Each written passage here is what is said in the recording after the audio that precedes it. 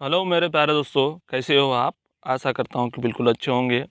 दोस्तों, मैं शीतलेश कुमार आप सभी का शीतलेश कुमार यूट्यूब चैनल में स्वागत करता हूँ। दोस्तों, मैं आपके सामने आज साइंस का सेट नंबर 1 लेकर आया हूँ। दोस्तों, जो हमारे भारत में जितनी भी एग्जामिनेशंस होती है उसके लिए एक महत्वपूर्ण प्रश्न की एक श्रृंखला लेकर आया हूँ। दोस्तों, चलिए दोस्तों, ये वीडियो को डिस्कस करने से पहले आपके लिए एक सुंदर सा मोटिवेशन कोट लेकर आया हूँ दोस्तों, जो आपकी दिनचर्या को बहुत मूल्यवान बनाएगा। दोस्तों, आशा रखता हूँ मैं। ये सुनते हैं मोटिवेशन कोट को। जीत और हार आपकी सोच पर निर्भर करती है। मान लो तो हार होगी और ठान लो तो जीत होगी। दोस्तों, ये मोटिवेशन कोट आपको बहुत अच्छा लगा होगा। दोस्तों, बढ़ते हमारे प्रश्न नंबर 1 की ओर, जो साइंस का सेट नंबर 1 है। बढ़ते हैं। हमारा जो प्रश्न नंबर 1 है, फ्लैंजिला बाल जैसी संरचना है जो निम्नलिखित में से किस जीव में चालन उपांगों के रूप में कार्य करते हैं। Option number 1 amoeba, option number 2 जीवाणु, ऑप्शन नंबर 3 पैरामीशियम और ऑप्शन नंबर 4 है दोस्तों विषाणु। तो दोस्तों, प्रश्न नंबर 1 का जो आंसर है ऑप्शन नंबर 2 जीवाणु।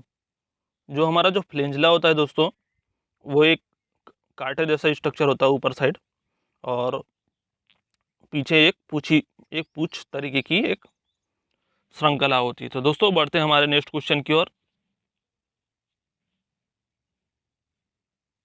प्रश्न नंबर 2 है, डैश वह नली है जो मूत्र को किडनी से मूत्राशय तक ले जाती है। ऑप्शन नंबर 1 मूत्रवाहिनी, ऑप्शन नंबर 2 महाधमनी, ऑप्शन नंबर 3 रंध्र संकोचक पेशी और ऑप्शन नंबर 4 है दोस्तों मूत्र मार्ग। तो दोस्तों, हमारा जो मूत्र मार्ग होता है, जिसको यूरेथ्रा बोला जाता है, वो हमारा जो लार्ज इंस्टेटाइन हो जाता है, लार्ज इंस्टेटाइन होता है, जिसको हम हिंदी में बड़ी आंत बोलते हैं। तो दोस्तों, जो यूरेथ्रा जो होता है हमारे लार्ज इंस्टेटाइन से मूत्र को बाहर निकालने में मदद करता है दोस्तों। और जो हमारे किडनी से जो हमारा लार्ज इंस्टेटाइन तक के जो मूत्र को लाने का जो काम करता है दोस्तों, हमारा जो मूत्रवाहिनी है जिसको बोला जाता है यूरेटर, वो काम करता है दोस्तों। तो हमारा जो प्रश्न नंबर 1 का जो आंसर, प्रश्न नंबर 2 का जो आंसर है वो है ऑप्शन नंबर 1 मूत्रवाहिनी, जिसको बोला जाता है यूरेटर। बढ़ते हमारे नेक्स्ट क्वेश्चन की ओर।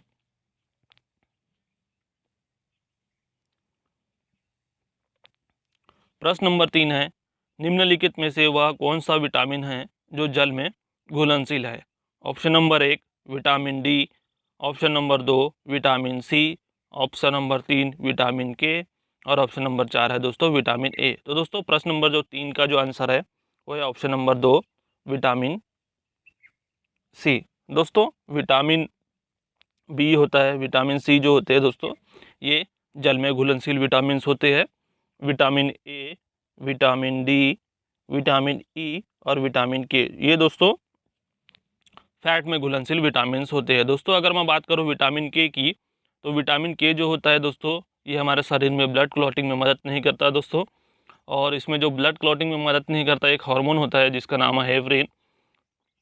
और जो हमारे ब्लड क्लॉटिंग में जो मदद करता है दोस्तों, इसमें 2 हार्मोन्स होते हैं, एक होता है प्रोथ्रोमिन और एक होता है फाइब्रिनोजिन। तो दोस्तों, जो अगर बात करूँ विटामिन ए की, अगर विटामिन ए की आपके शरीर के अंदर कमी है तो आपको रौंदती, जिसको इंग्लिश में बुलाया जाता है नाइट ब्लाइंडनेस, जो हमारे आंखों का जो अंधेपन का जो रोग होता है, उससे आप संक्रमित होते हैं। दोस्तों, ये संक्रमित से आपको बचने के लिए गाजर खाना चाहिए, पनीर खाना चाहिए, दूध पीना चाहिए, टमाटर खाना चाहिए, हरी पत्तीदार सब्जियां खाना चाहिए दोस्तों, जिससे आपके शरीर में विटामिन सी की मात्रा बढ़ेगी। अगर बात करूँ विटामिन ए का जो रासायनिक नाम है दोस्तों, उसका नाम है रेटिनॉल। अगर बात करो दोस्तों विटामिन डी की, इसका जो रासायनिक नाम होता है टोकोफिरोल। और इसकी सबसे अच्छा जो स्रोत माना जाता है दोस्तों, हमारी जो सूर्य की जो रोशनी है वो माना जाता है दोस्तों। अगर मैं बात करूँ विटामिन ई की, जिसका रासायनिक नाम है दोस्तों कैल्सियोफिरोल। बढ़ते हैं दोस्तों हमारे नेक्स्ट क्वेश्चन की ओर। हमारा जो नेक्स्ट क्वेश्चन है प्रश्न नंबर 4, निम्न विटामिन बी कॉम्प्लेक्स में कितने विटामिन होते हैं। Option number 1 1.5, option number 2 2.6, option number 3 3.8 और ऑप्शन नंबर 4 है दोस्तों 4.7। तो दोस्तों, प्रश्न नंबर जो 4 का जो आंसर है वो है ऑप्शन नंबर 3, 3.8। बढ़ते दोस्तों हमारे नेक्स्ट क्वेश्चन की ओर।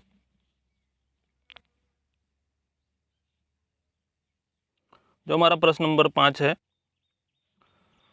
तांबे का परमाणु क्रमांक क्या है? Option number 1 29, option number 2 28, option number 3 25 और ऑप्शन नंबर 4 है दोस्तों 23। तो दोस्तों प्रश्न नंबर जो 5 का जो आंसर है ऑप्शन नंबर 1 29। दोस्तों जो हमारे परमाणु क्रमांक जिसको हम लोग बोलते हैं एटॉमिक नंबर इंग्लिश में, दोस्तों एटॉमिक नंबर का जो एटॉमिक नंबर के बारे में जानते हैं। एटॉमिक नंबर जो होता है दोस्तों, जिसमें प्रोटॉन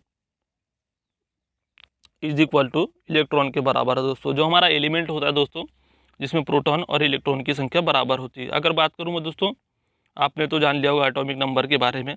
अगर बात करूँ मैं मास नंबर के बारे में, जो हमारा जो मास नंबर होता है दोस्तों, मास नंबर होता है जिसमें प्रोटॉन प्लस न्यूट्रॉन का एक प्रोडक्ट होता है दोस्तों। न्यूट्रॉन जो होता है दोस्तों, ये एक चार्जलेस पार्टिकल होता है दोस्तों। बढ़ते हमारे और कुछ बातें हैं उसके बारे में जानते हैं। अगर बात करो दोस्तों जो कॉपर की, जिसको हम लोग तांबा बोला जाता है, वो हमारे ग्रुप नंबर 11 और पीरियड नंबर 4 में अवेलेबल होता है दोस्तों यह एलिमेंट। अगर बात करो nickel copper zinc, nickel copper zinc की अगर बात करो दोस्तों, तो ये कॉइन मेटल, ऐसा कॉइन मेटल के रूप में इस्तेमाल किया जाता है दोस्तों। जो हमारा जो ग्रुप डी का जो पेपर हुआ था 2018 में, यह पूछा गया था इसके बारे में, निकेल कॉपर जिंक ये किस लिए यूज़ किया जाता है दोस्तों। तो हमारा ये इसका जो आंसर था वो है कॉइन मेटल, जिसको हम लोग सिक्के बनाने के लिए रूप में इस्तेमाल करते हैं दोस्तों। बढ़ते हैं हमारे नेक्स्ट क्वेश्चन की ओर। हमारा जो प्रश्न नंबर 6 है, निम्नलिखित में से कौन सी बीमारी प्रोटोजोआ के कारण होती है? ऑप्शन नंबर 1 चेचक, option number 2 AIDS, option number 3 काला आजार और ऑप्शन नंबर 4 है दोस्तों rabies.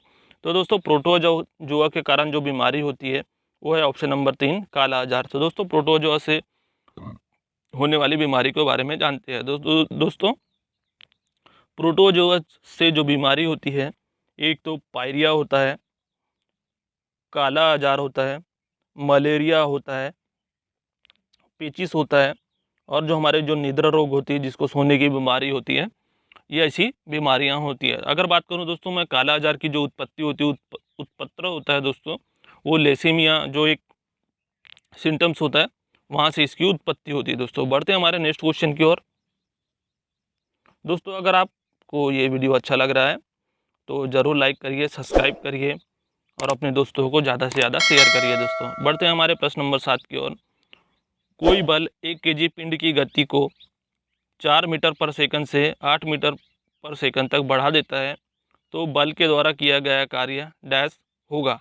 Option number 1 32 joule, option number 2 16 joule, option number 3 24 joule और ऑप्शन नंबर 4 है दोस्तों 8 जूल। तो दोस्तों हमें प्रश्न नंबर 7 में गिवन क्या है वो हम जानते हैं। हमें मास दिया है जिसको द्रव्यमान बोला जाता है 1 kg। हमें फाइनल वेलोसिटी दी है दोस्तों 8 मीटर पर सेकंड। हमें इनिशियल वेलोसिटी दी है v1 4 मीटर पर सेकंड। तो दोस्तों इसके लिए कौन से सूत्र का इस्तेमाल करना है उसके बारे में जानते हैं।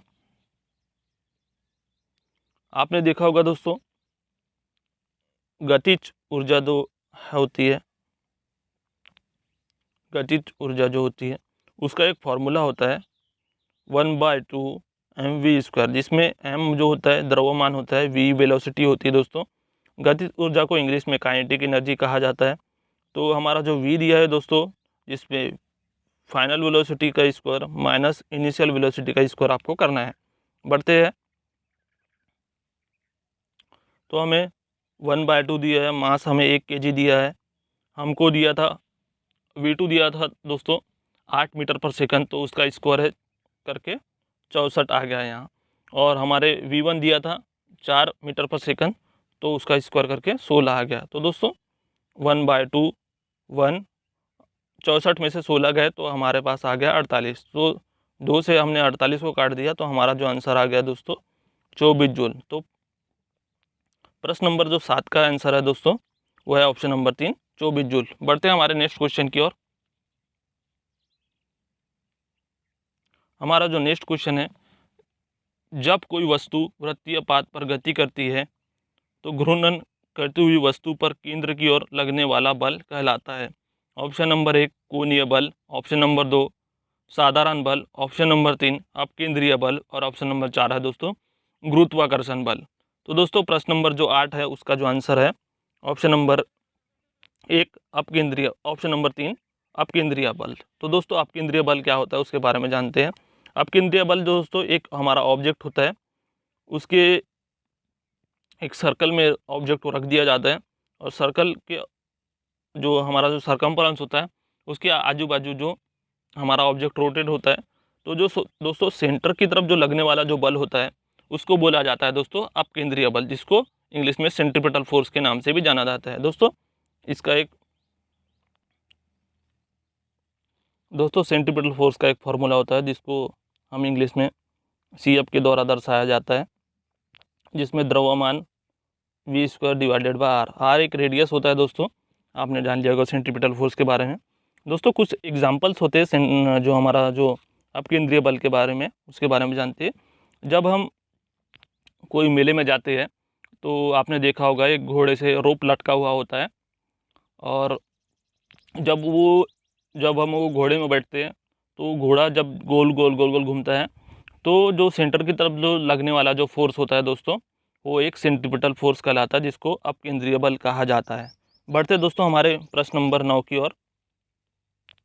प्रश्न नंबर 9 है, धातु ऑक्साइड और हाइड्रोजन का निर्माण करने के लिए निम्नलिखित में से कौन सी धातु वाष्प के साथ अभिक्रिया करती है। Option number 1 aluminium, option number 2 copper, option number 3 lead और ऑप्शन नंबर 4 है दोस्तों सिल्वर। तो दोस्तों प्रश्न नंबर जो 9 है उसका जो आंसर है ऑप्शन नंबर 1 एल्यूमिनियम, जो धातु ऑक्साइड और हाइड्रोजन के निर्माण के लिए ये धातु वाष्प के रूप में यह अभिक्रिया करती है। बढ़ते हमारे नेक्स्ट क्वेश्चन की ओर। प्रश्न नंबर 10 है, निम्नलिखित में से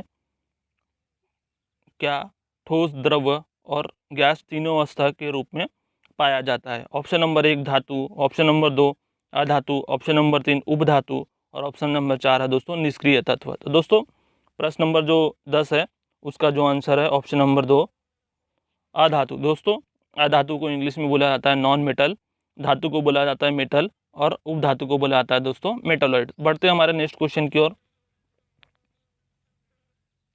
जो हमारा प्रश्न नंबर 11 है दोस्तों, निम्नलिखित में से कौन सा धातु जंतु गर्म रक्त वाला होता है। ऑप्शन नंबर 1 कबूतर, ऑप्शन नंबर 2 मछली, ऑप्शन नंबर 3 मेंढक और ऑप्शन नंबर 4 है दोस्तों मगरमच्छ। तो दोस्तों आपको जानना है गर्म जंतु वाले जो रक्त वाले होते हैं वो है ऑप्शन नंबर 1 कबूतर।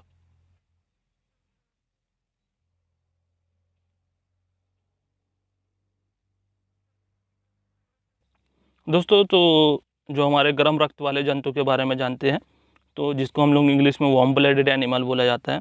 तो वार्म ब्लडेड एनिमल जो होता है दोस्तों वो होता है गर्म रक्त वाले एनिमल, जो होता है दोस्तों जिसका अर्थ होता है पर्यावरण की रक्षा किए बिना भी अपने आंतरिक जो तापमान जो होता है उसको नियंत्रित कर सकते हैं दोस्तों। वो होता है जिसके अंतर्गत मेमल आते हैं, डॉग्स आते हैं, बर्ड्स आते हैं, डॉग्स आते हैं, कैट आते हैं दोस्तों। ये सब चीज़ वार्म ब्लडेड एनिमल के अंदर आते हैं दोस्तों। अगर बात करूँ मैं कोल्ड ब्लडेड एनिमल, जिसको कोल्ड रक्त एनिमल के बारे में अगर जानते हैं, तो कोल्ड रक्त एनिमल के बारे में अगर बात करूँ दोस्तों, तो कोल्ड ब्लडेड एनिमल जो होता है वो होता है दोस्तों रेप्टाइल्स होता है, फिश होता है, एम्फीबियन जिसको उभयचर बोला जाता है, रेप्टाइल को सरीसृप बोलते हैं, फिश को मछली बोला जाता है दोस्तों ये, और इंसेक्ट होते हैं, इंसेक्ट ये जो 4 चीज़ होती है दोस्तों एक कोल्ड ब्लडेड एनिमल के अंदर आती है दोस्तों। तो जो कोल्ड ब्लडेड एनिमल का जो अर्थ होता है दोस्तों, इन लोग जो कोल्ड ब्लडेड एनिमल के अंदर जो जंतु आते हैं ये क्या करते हैं, जो पर्यावरण की रक्षा किए बिना भी अपने शरीर का तापमान को नियंत्रित नहीं कर पाती। तो दोस्तों ये होता है कोल्ड ब्लडेड एनिमल के बारे में। बढ़ते हमारे नेक्स्ट क्वेश्चन की ओर। जो प्रश्न नंबर 12 है, आवर्त सारणी में कौन सा कौन से समूह के तत्व बाहरी कोष पूरा होता है? ऑप्शन नंबर 1 16वें, ऑप्शन नंबर 2 17वें, ऑप्शन नंबर 3 18वें और ऑप्शन नंबर 4 है दोस्तों 15वें।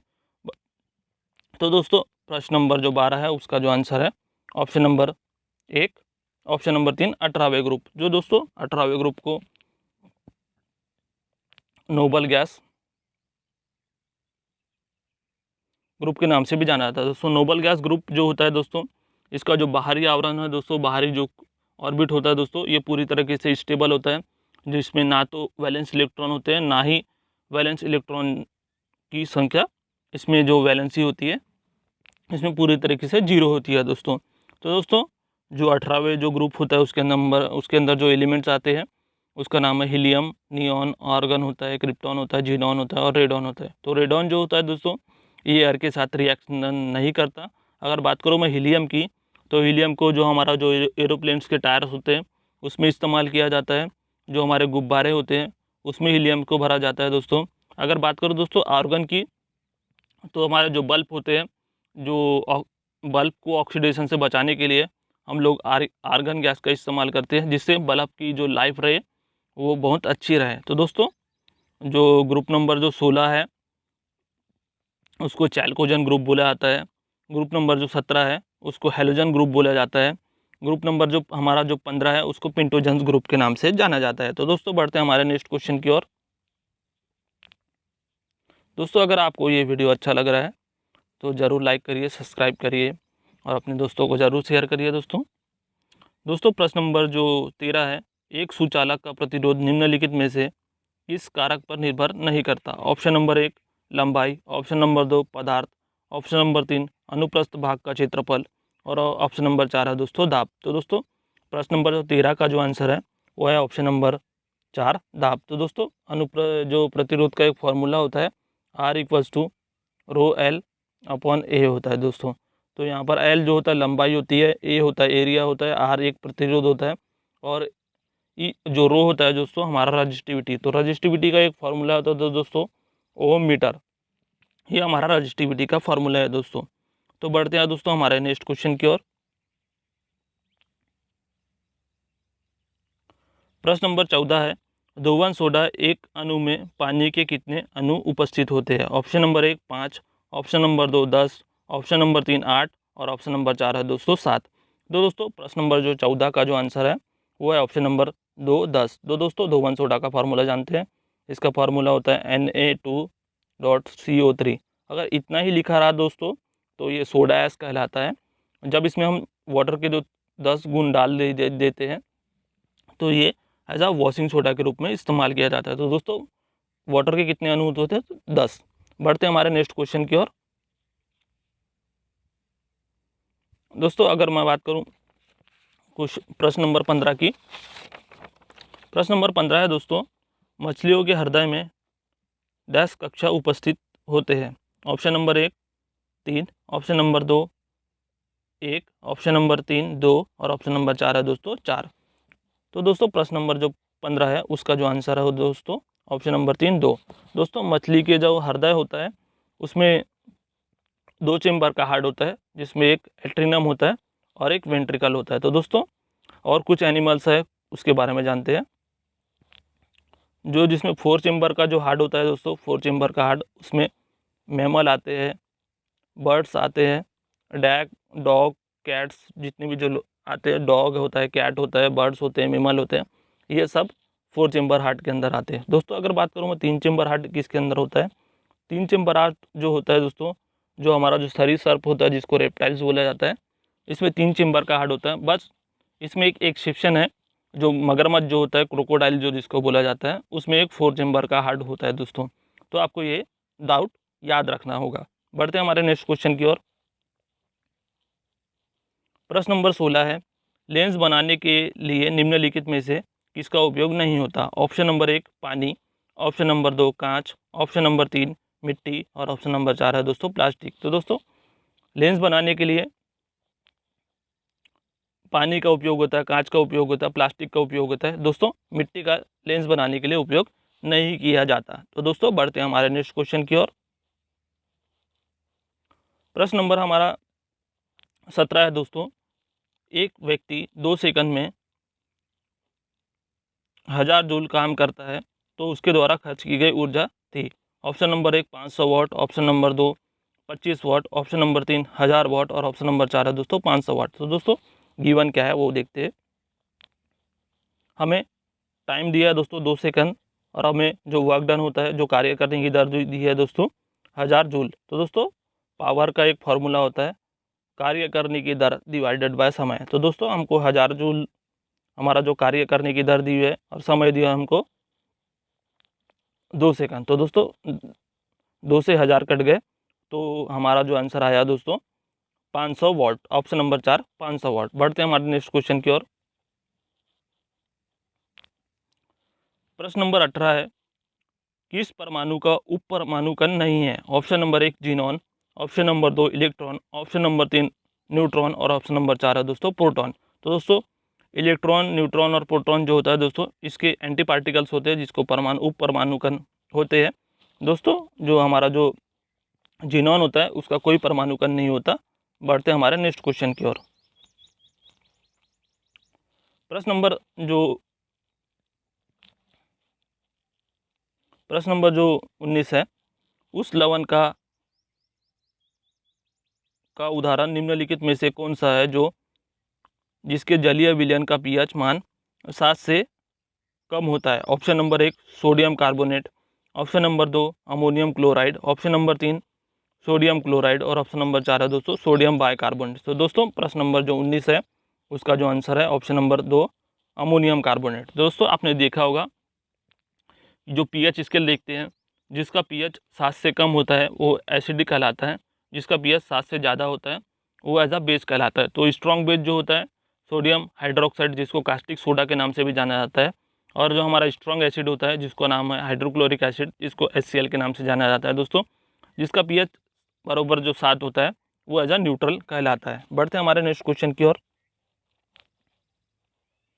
प्रश्न नंबर जो 20 है, रक्त में शर्करा जिसको शुगर कहा जाता है उसके स्तर में वृद्धि का पता किस कोशिका द्वारा चलता है? ऑप्शन नंबर 1 अग्नाशय, ऑप्शन नंबर 2 पीताशय, ऑप्शन नंबर 3 यकृत और ऑप्शन नंबर 4 है दोस्तों गुर्दा। तो दोस्तों प्रश्न नंबर जो 20 का जो आंसर है वो है ऑप्शन नंबर 1 अग्नाशय। तो दोस्तों अग्नाशय से कुछ हॉर्मोन्स का सिक्रेशन होता है, जैसे इंसुलिन होता है, ग्लूकागोन होता है, सोमेटोस्टैटिन जैसे हॉर्मोन्स, कई हॉर्मोन्स यहाँ से निकलते हैं। दोस्तों जो हमारा जो अग्नाशय होता है एक अंतस्रावी ग्रंथि है दोस्तों, जो अंतस्राविक जो ग्रंथि को जो कंट्रोल करने का जो काम करता है, जो हमारा जो पीयूष ग्रंथि पिट्यूटरी ग्लैंड जो होता है, ये जितनी भी जो अंतस्राविक ग्रंथि होती है इसको कंट्रोल करने का काम करता है।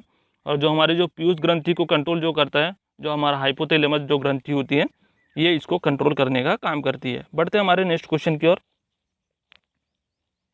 हमारा जो प्रश्न नंबर 21 है, मधुमक्खी के डंक का इलाज करने के लिए डैश के घोल में का उपयोग किया जाता है? ऑप्शन नंबर 1 नींबू के रस, option number 2 baking soda, option number 3 दूध और ऑप्शन नंबर 4 है दोस्तों सिरका। तो दोस्तों प्रश्न नंबर जो 21 है उसका जो आंसर है ऑप्शन नंबर 2 बेकिंग सोडा। तो दोस्तों मधुमक्खी के जो डंक होता है उसमें फॉर्मिक एसिड होता है, फॉर्मिक एसिड पाया जाता है। तो दोस्तों ये जो डंक मधुमक्खी के डंक के जो इलाज में बेकिंग सोडा का इस्तेमाल किया जाता है। तो दोस्तों ये वीडियो आपको कैसा लगा ज़रूर बताइए, लाइक कीजिए, सब्सक्राइब कीजिए और दोस्तों ज़्यादा से ज़्यादा कमेंट कीजिए दोस्तों। अगर आपको सच में ये वीडियो अच्छा लगा होगा दोस्तों तो ज़रूर लाइक कीजिए दोस्तों, जिससे हमें मोटिवेशन मिलता है और हमें अच्छा काम करने का मौका मिलता है दोस्तों। जितना ज़्यादा आप हमें मोटिवेटेड करेंगे दोस्तों, हम आपके लिए उतना अच्छा काम आपके लिए प्रस्तुत करेंगे दोस्तों। तो अगर आपको ये साइंस की सीट नंबर 1 की PDF अगर आपको चाहिए तो हमारे टेलीग्राम चैनल से आप जुड़ सकते हैं, जिसकी लिंक हमारे डिस्क्रिप्शन बॉक्स में अवेलेबल है, जिससे आप हमारे टेलीग्राम चैनल को ज्वाइन कर सकते हैं दोस्तों। तो वीडियो को यहीं समाप्त करता हूँ दोस्तों। आशा रखता हूँ कि आपका दिन मंगलमय हो। तो ये वीडियो को यहीं समाप्त करता हूँ। Thank you.